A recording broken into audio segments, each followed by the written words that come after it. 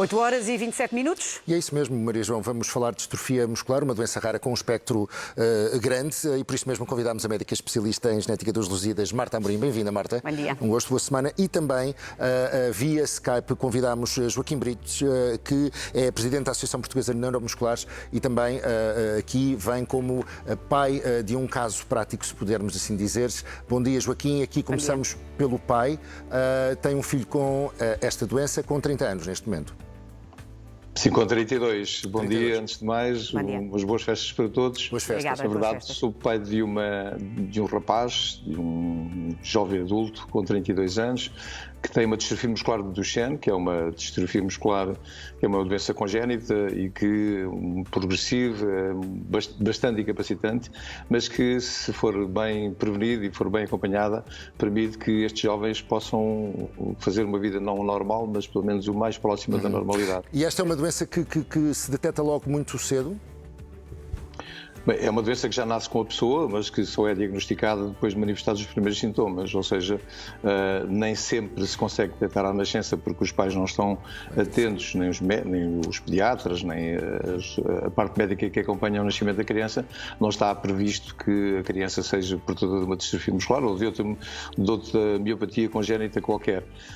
E, portanto, os pais é que depois são chamados a atenção ao longo da evolução da criança para alguns atrasos na aquisição de marcha. Normalmente, quando andam, começam a adquirir uma marcha biopática, que é uma marcha em cima da ponta dos pés, levantar os calcanhares, começam a ter quedas frequentes, começam a não conseguir subir escadas. Há uma série de manifestações que depois chamam a atenção aos pais e por isso começa todo o caminho de um percurso difícil. Joaquim, diga uma coisa, de que forma é que sente limitado o seu dia ou o dia do seu filho e o que é que se pode fazer para que esses dias possam ser acompanhados e serem mais fáceis para toda a família? Bem, o meu dia é limitado pela condição de trabalho e de dependência do José, que é o nome dele, e da mãe, que está em casa já desde que foi diagnosticada a doença. Pouco tempo depois deixou de trabalhar e, portanto, a dificuldade é toda a evolução e toda a previsão de futuro de uma família onde chega uma doença destas que obriga a uma série de arrumações e uma série de decisões que são tomadas assim um pouco em cima da hora e que depois têm que ser acompanhadas ao longo do tempo. Mas não é fácil conviver com uma doença dessas. Calculamos que não, Joaquim. Vamos falar agora também um bocadinho com a Marta. Há um espectro, eu comecei por dizer que a distrofia muscular tem um espectro bastante grande. Onde é que se situa a Duchenne e depois há mais, não é? Portanto, isto é uma distrofinopatia. Portanto, o gene que está alterado codifica uma proteína que é a distrofina. E a distrofina funciona como se fosse um pilar dentro das células musculares. Quando aquele pilar falha, a célula morre.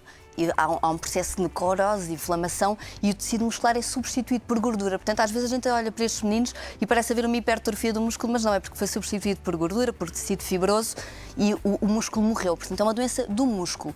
Por o músculo não funcionar, estes meninos têm falta de força, sobretudo aqui na região proximal das coxas. Portanto, eles, para se levantar do chão, usam os braços para se irem apoiando, para se irem Uma das questões é levantando. porque é que isto acontece nos rapazes?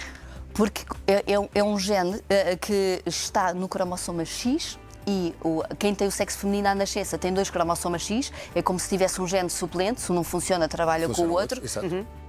No sexo masculino à nascença só há um X e um Y. Portanto, é genético, mas não é hereditário. Não é hereditário, portanto, é efetivamente uma alteração. Não é hereditário, quer dizer, não é hereditário. Agora baralhou-me.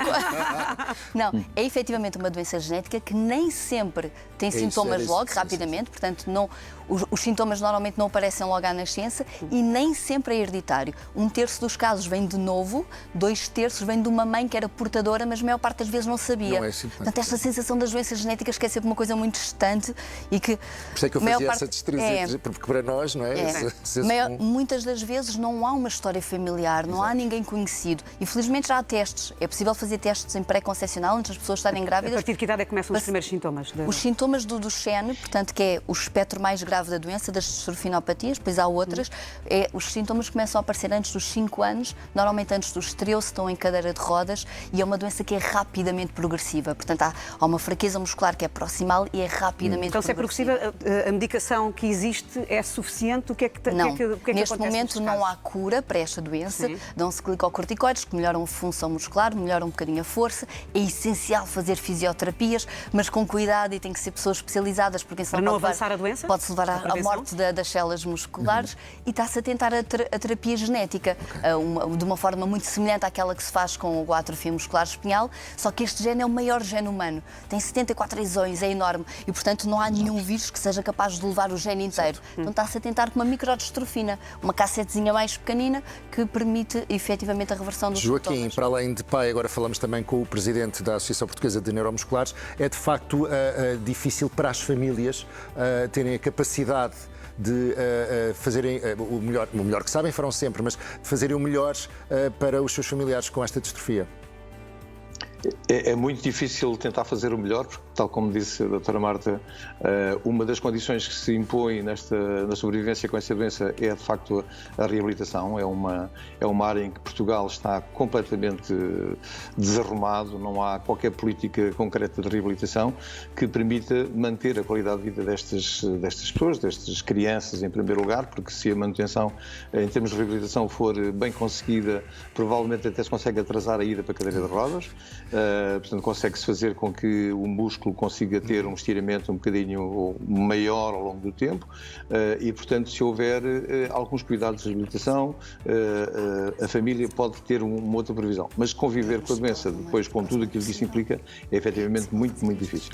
E é nessa parte em que também a associação ajuda, é nesse apoio às famílias, muitas vezes psicológico também, para encarar o problema. Sim, nós temos 3 centros, 2 na Zona Norte, 1 em Lisboa, num deles no Porto temos um serviço de fisioterapia domiciliária que acompanha os doentes em proximidade que conseguimos. Infelizmente não temos nem horário nem capacidade financeira para montarmos uma clínica de reabilitação especializada em doenças neuromusculares e em distrofias musculares, quer nas distrofinopatias, quer nas neuropatias, quer até nas atrofias musculares espinhais, que atendemos prontamente sempre que nos são solicitadas, mas é difícil porque precisamos de fazer acordos, precisamos fazer convenções, precisamos fazer toda uma série de coisas que deveriam estar na ordem do dia do Ministério da Saúde e infelizmente não estão. Muito trabalho por fazer ainda. Exatamente. Resta-nos agradecer, Joaquim, o ter estado esta manhã connosco, assim Obrigada, como a Joaquim, Marta. Marta. Boas festas para ambas e boas festas. entradas. Continuação de boas festas.